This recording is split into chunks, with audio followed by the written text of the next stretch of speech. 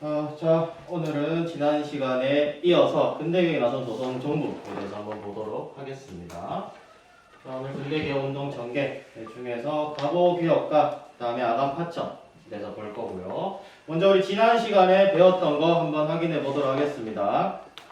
자, 땡땡땡은 급진개혁파 땡땡땡은 급진개혁파가 우정총국 개국 축하연에서 정권의 핵심 인물을 제거하고 괴하당 정부를 구성하였으나 3일 천하로 끝난 무슨 정변이지? 급진개혁파가 했던 정변. 갑신정변이죠. 그렇죠? 갑신정변. 바로 맞대. 답이 있지. 자, 갑신정변의 결과로서 청과 일본은 1885년 땡땡 조약, 그치? 텐진 조약이죠. 텐진 조약을 통해 청일 군대 동시 철수와 조선 파병 발생 시 상호 통보를 체결하여서 후에 동학농민 운동과 청일전쟁에 영향을 주었었죠. 그 다음 러시아 견제 명분으로 영국이 거문도를 불법 점령한 사건은 거문도 사건이죠. 거문도를 불법 점령한 사건, 거문도 사건. 자, 다음 땡땡 화약은 외세 개입을 우려한 농민군이 청일 양군 철수와 패전 개혁한 12개조, 12개조를 조건으로 관군과 화해하고 해산한 화약입니다. 그러니까 전주성을 함락시키고 서 매전했기 때문에 전주 화약이라고 합니다. 그래서 패전 개혁한 12개조는 어디 영향을 줬다? 무슨 개혁에? 무슨 개혁에? 그치. 동학농민운동 중이라는 그 개혁을 했던 가보 개혁에 영향을 주었다라고 했었죠. 지난 시간에. 그랬었어. 자, 오늘은 근대개혁에 나선 조선정부, 그래서 가보개혁의 배경과 내용, 그 다음에 1미 4조, 그 다음에 아간 파천까지 한번 보도록 하겠습니다. 먼저 가보개혁의 대내외적 배경입니다. 대내, 그러니까 조선 내후의 상황을 보는 거죠. 전주 화약을 체결한 후 뭐를 설치했는지 기억나요? 농민들은 돌아가서 직강소를 설치했고 정부는 교정청을 설치했죠. 그렇지, 교정청. 그래서 독자적인 개혁을 추진했던 거죠. 그 다음 일본은 대외적인 배경입니다. 일본은 어디를 정복했어?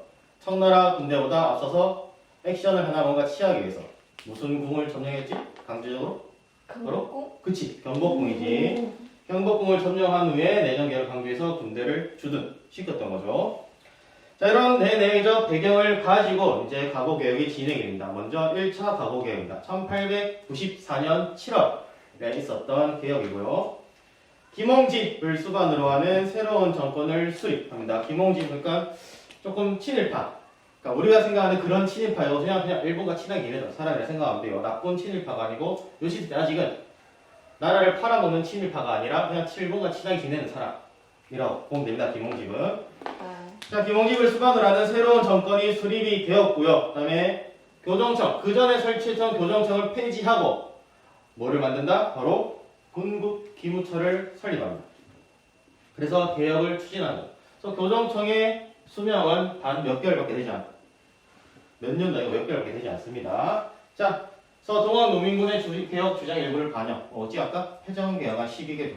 요거를 일부 반영해서 개혁을 추진했다라고 보면 되고, 그 다음에 여러분 학습지에도 있고, 요 화면에도 있는 군국기무처. 여기 바로 군국기무처에서 회의하고 있는 모습을 그린 그림입니다.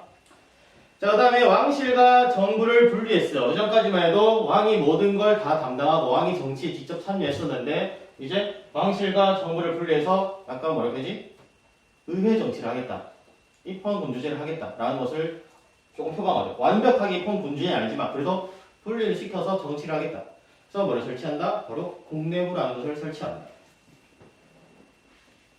국내부, 요거는 왕실 내에서 왕의 돈 아니면 왕이 뭐 정치하는 거 다 담당을 했고요. 그 다음에 의정부 따로 설치해서 궁에서 왕실과 정치를 각각 분리시키는 거죠. 자, 그 다음에 6조, 우리 형조, 2조, 공조 뭐 이런 것들이 있었죠. 그거를 팔아문, 그래서 대표적으로 탁지아문 같은 것도 있었고요. 그 다음에 경무청, 경찰을 신설했습니다. 그 다음에 과거제를 폐지했고 가장 중요한 거, 이게 제일 중요해. 요 과거개혁 때 뭐를 폐지했냐?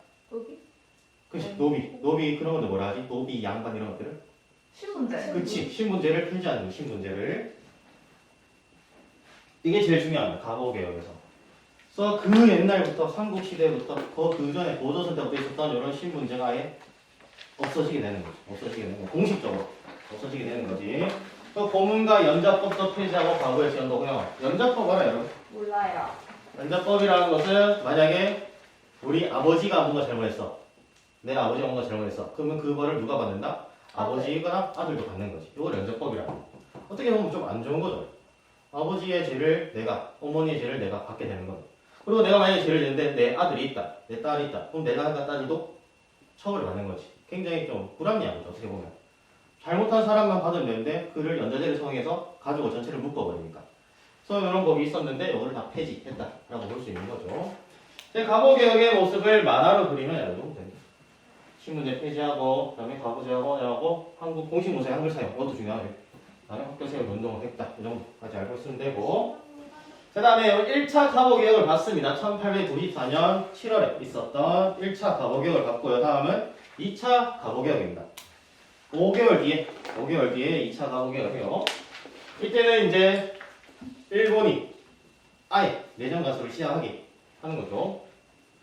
자, 흥선대원군이 아예 퇴진하고 정치익을 여기서 완전 밀려나고, 그 다음에 일본에서 누가 들어오느냐? 바로 박용호가 기국을 합니다. 박용호 기억나요, 여러분? 안녕요. 각신정부 했을 때 주력 김옥균, 박용호 이런 사람이 있어. 홍영식 이런 사람. 그 중에 한 사람. 일본으로 도망갔어. 사람. 김옥균은 그때 죽었고, 고종이 자객이 홍종을 보내서 죽이고, 그 다음에 도망갔던 박용호는 다시 돌아와가지고, 왜? 일본이 개정을 합세니까 친일이었던, 일본의 지원을 받고자 했던 박용호 다시 귀국을 해서 이제 개혁을 하는 거죠. 근데 공국 기무처가 또 폐지됩니다. 5개월 만에 또 폐지돼요. 그 다음에 제2차 김홍진 내각을 상대하는 거죠. 김홍진은 계속해서 일본과 친했기 때문에 박용호와 함께 연립내각이라고 부릅니다. 김홍진과 박용호의 연립내각이라고 부르기도 해요.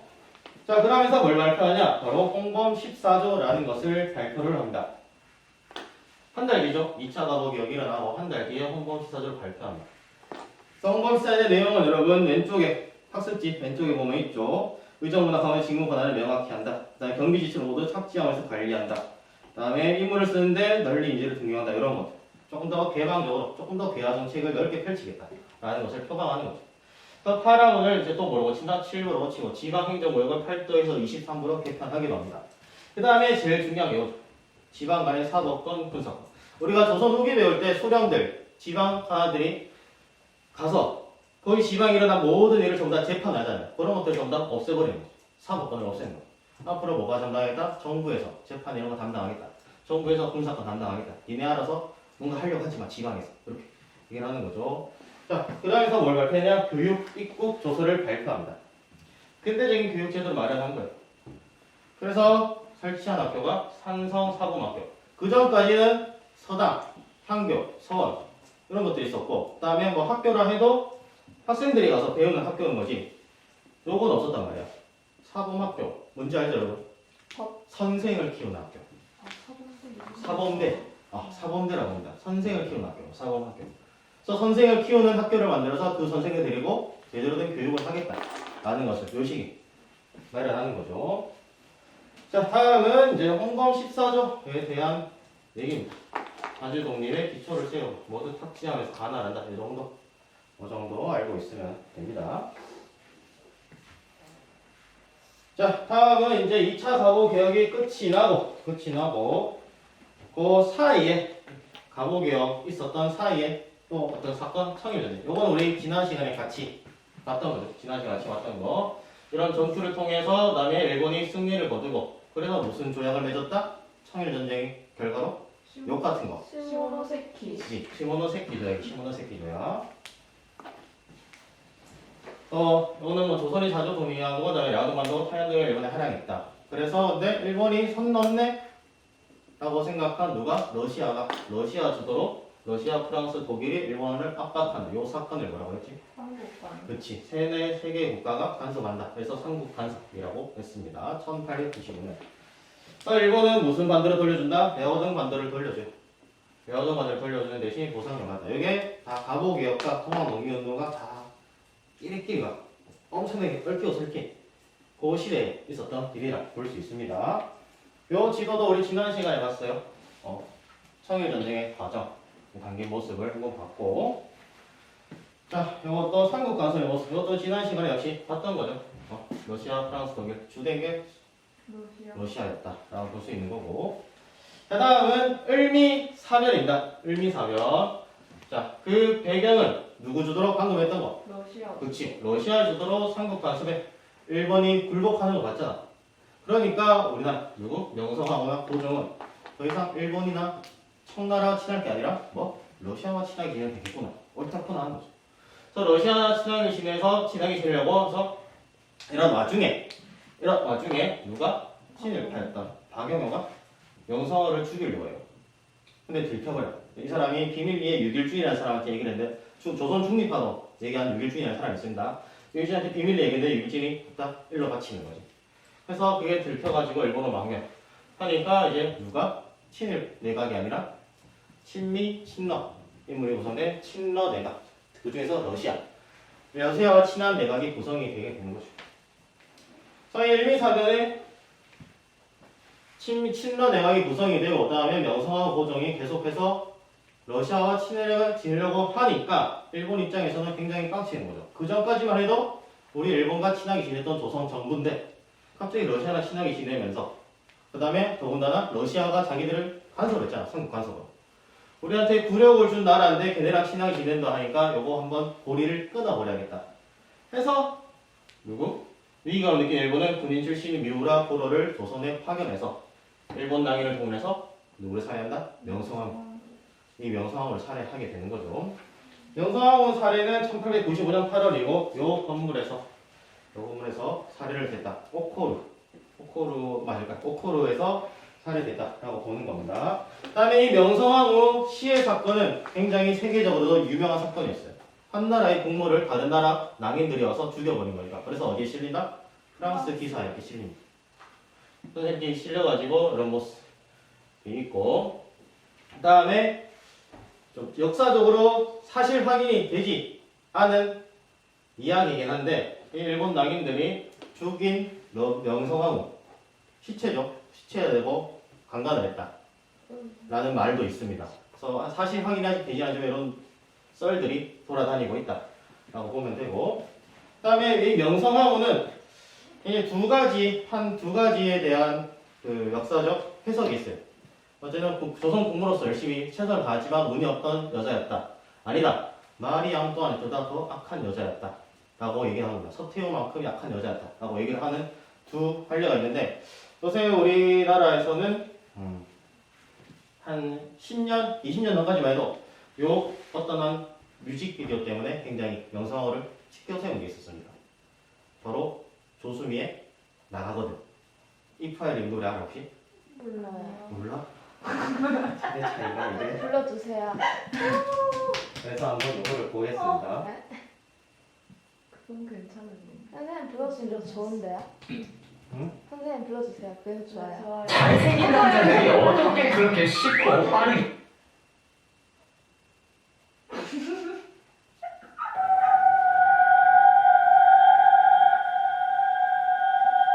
今日老いた狐を狩る女狐をやれ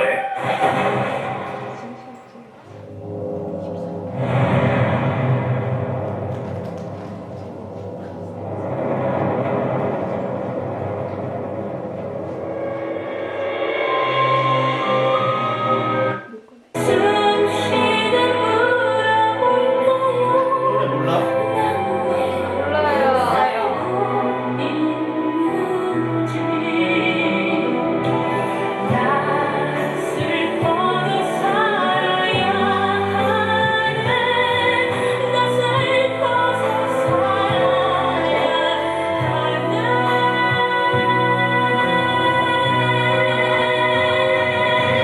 뭔 노래야 이 이게? 노래 몰라?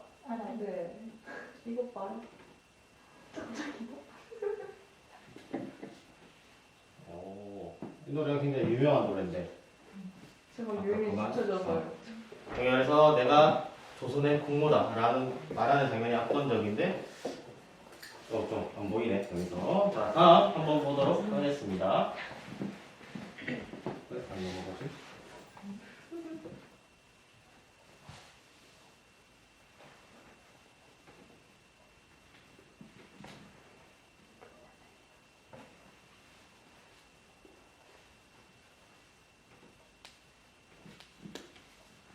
됐다. 다음은 을미개혁입니다. 3차 개혁. 가보개혁의 3차 개혁이라 이름 부르기도 하고요. 을미개혁이라, 을미연을 했기 때문에 을미개혁이라 부르기도 합니다.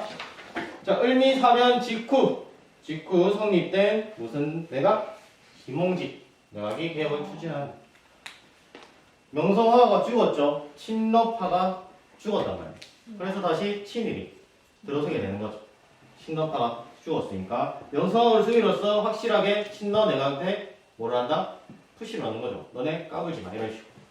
그래서 친일 내각이 다시 개혁을 추진했습니다. 그래서 연호는 권양 제정이고 중앙에는 친위대, 지방에는 진위대, 그래서 평양 진위대 좀 유명한 게 있었어요. 설치를 했고 그다음에 태양력을 사용했습니다. 이때부터 우리는 그 전까지 뭐를 사용했다?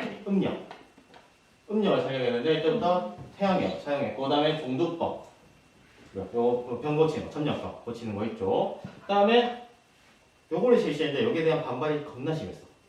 바로 반발력. 바로 반발력. 여러분 옛날에 사람들 보면은 갓을 쓰기 위해서 머리를 길게 풀어헤치고 머리 묶어서 그다음에 갓 쓰잖아요. 혹시 군도 봤어요? 아니요. 봤어요. 군도 봤지? 군도에 보면은 강동원이 머리가 엄청나게 긴데 엄청 잘생겼잖아. 이상해. 못생겼어. 이상했어? 이상해? 그래서 이래가지고 묶어서 딱 써가지고 갓을 쓰는 거. 근데 이거를 자르라니까 신체 발부 수직이모. 그래서 모든 신체는 부모님 낳아준 건데 그거를 자르라니까 한국인의 정신을 자른 거다라고 생각을 했던 거죠. 유사 아는 유생들이. 그래서 이 반발력에 대해서 엄청나게 반발이 심한 거예요. 그래서 뭐가 나타나냐? 을미의병이 발생하는 거죠. 을미사변, 명성황후 시해 사건과 그 다음에 반발력에 대한 반발로 을미의병이 발생하는 겁니다. 그래서 이렇게 내가 생각하기에는 이 시기에 만약에 명성황후가 진짜 악녀였고 진짜 안 좋은 왕비였다면은 왕비가 죽었다고 해서 과연 백성들이 이 을미의병을 일으켰을까? 아니요. 라는 생각을 가집니다. 근데 이거 판단은 내가 이렇게 뭐 그 사람이 좋다 나쁘다 판단할 수 없어요. 이거는 전부 다 각자 받아들인 나름인 거죠. 그 사람에 대해서. 나는 근데 이렇게 생각하거든. 을미사변 때문에 을미병이 일어날 정도면은 나쁜 사람은 아니지 않았을까라는 생각을 하고 있는 겁니다. 자, 다음은 아간 파천입니다. 자, 이렇게 죽었죠. 네. 명성황후. 네. 명성황후 죽고 일본이 이런 식으로 계속해서 푸시를 들어오자. 푸시를 들어오니까 고종이 신변의 위협을 느낀 거죠. 가슴이 아파오면 심장이 아파오면 언제 죽을지 모르니까. 그래서 도망가야겠다.